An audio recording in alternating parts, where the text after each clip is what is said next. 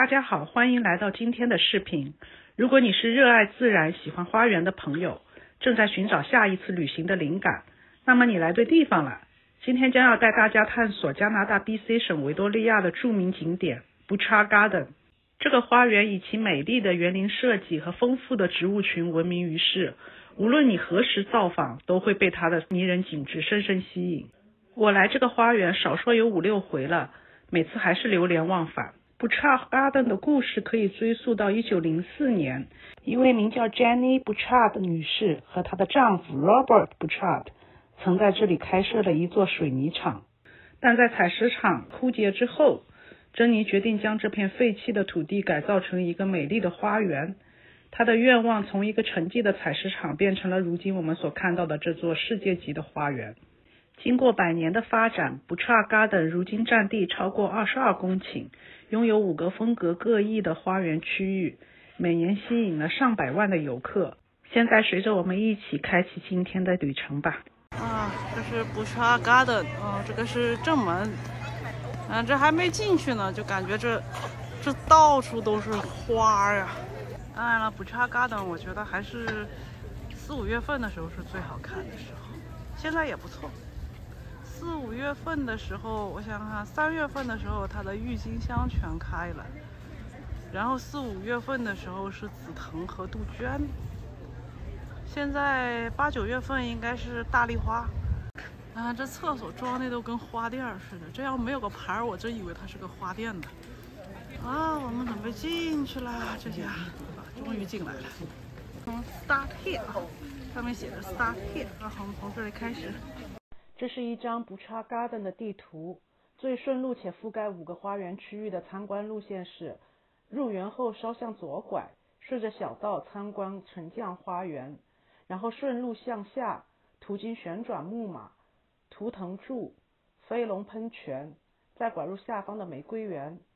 参观完玫瑰园将正好抵达日本花园的入口，游完日本花园则正好进入意大利花园，最后穿过地中海花园抵达出口，结束行程。现在随着我进入花园的第一个主要区域沉降花园 Sunken Garden。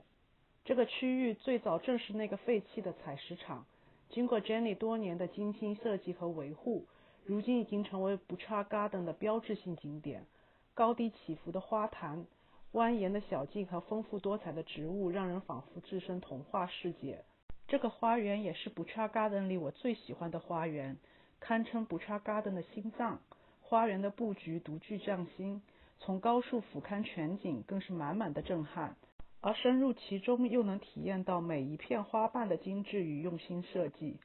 色彩斑斓的花卉和绿植从四面八方包围着你，视觉上的层次感让人流连忘返。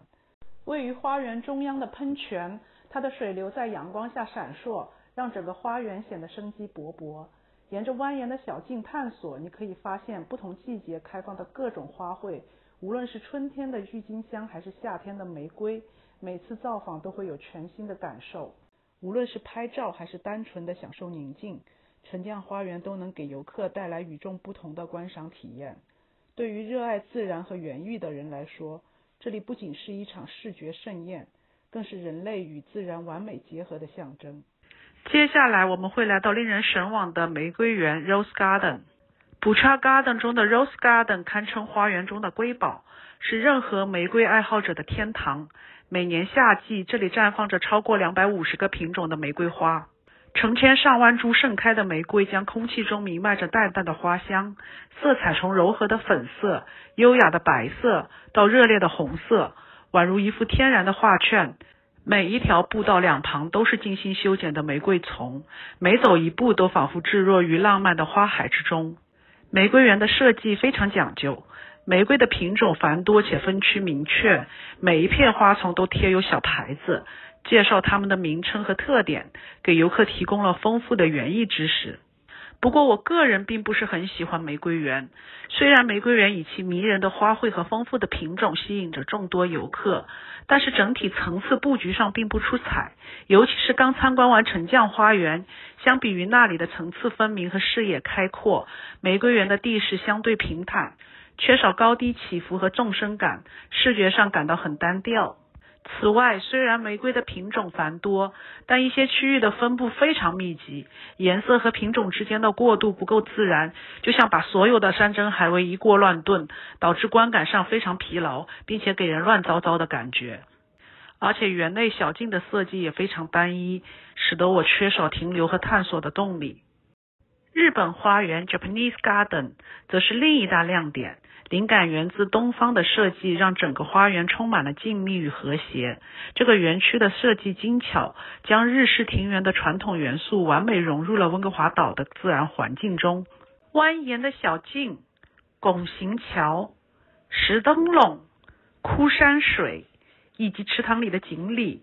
让人仿佛瞬间穿越到了日本古典园林之中。无论是春天的樱花还是秋天的红叶，这里都是放松心情的理想之地。这个园林的色彩层次展现出了一种内敛而和谐的美感，与其他花园的大量鲜艳色彩不同，日本园的色彩更为低调柔和，主要依赖不同层次的绿色来营造深邃的氛围。竹林、苔藓、松树等植物通过不同深浅的绿色形成丰富的视觉层次感，高耸的松树和低矮的苔藓形成了鲜明的对比，让园区的空间感也更为强烈。园中的池塘和小溪在阳光的照耀下，水面倒映出天际和周围植物的颜色，进一步丰富了日本园的色彩层次。最后，细致点缀的石灯笼和园中的木质桥梁，以柔和的灰色和褐色与周围的绿色形成低调而自然的对比，为整体色彩层次增添了稳定和基础，同时保持了园区的禅意与静谧。接下来是磅礴大气的意大利花园。与Butcher Garden中其他自然宁静的园区不同，意大利园散发着一种优雅庄严的氛围。意大利园的风格灵感源自意大利文艺复兴时期的经典花园风格，结构精美，布局对称。与其他园区相比，意大利园的花卉品种相对少，但更注重花坛的对称性和颜色搭配。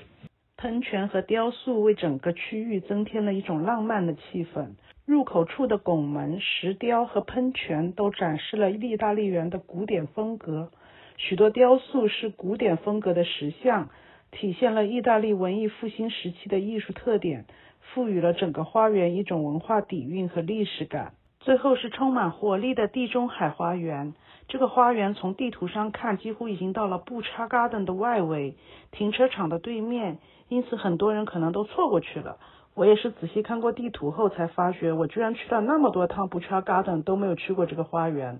最后还是在官网上找的照片，在这里你可以看到许多不太常见的热带植物，这种独特的植物组合让人瞬间来到了温暖的南欧海岸。除却5大园区，Butcher Garden还有很多精致的小景点散落在一些规模较小的花园中，比如 Rose Carousel。 那里还有个旋转木马，哇，这小孩子兴奋了，咱们去看一看。这里所有的旋转木马的造型都是散落在花海里的花车木马，孩子们很开心。可惜我光顾着给他们买票陪他们旋转，最后忘了拍照了。不过有小孩的家庭值得一去。Dragon Fountain 和 Sturgeon Fountain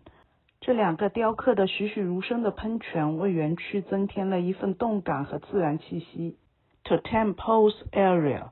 感觉加拿大大型的花园公园几乎都有图腾柱，展示着原住民的艺术文化。大丽花园区，花丛旁的小房子周围开满了色彩斑斓的大丽花，为游客提供了一个宁静且充满田园风情的拍照和放松的好地方。除去以上提到的景点，整个Butcher Garden里甚至是所有的步道两旁都被各种鲜花装饰得甚为精美，可谓一步一景。无论你在什么时候来到Butcher Garden，都能感受到不同的季节的美景。春天是郁金香、樱花和杜鹃花的盛放季节，夏天则是玫瑰花海和艳丽的大丽花，秋天可以欣赏到色彩斑斓的枫叶，而冬天的圣诞节这里会布满灯饰，营造出浪漫的节日气氛。如果你喜欢大自然，喜欢花卉和园艺，那么一定不要错过这座世界闻名的花园。感谢大家收看今天的视频，如果你喜欢，请别忘了点赞订阅，并在评论区告诉我你们最喜欢的花园部分。那么我们下期见了，拜拜。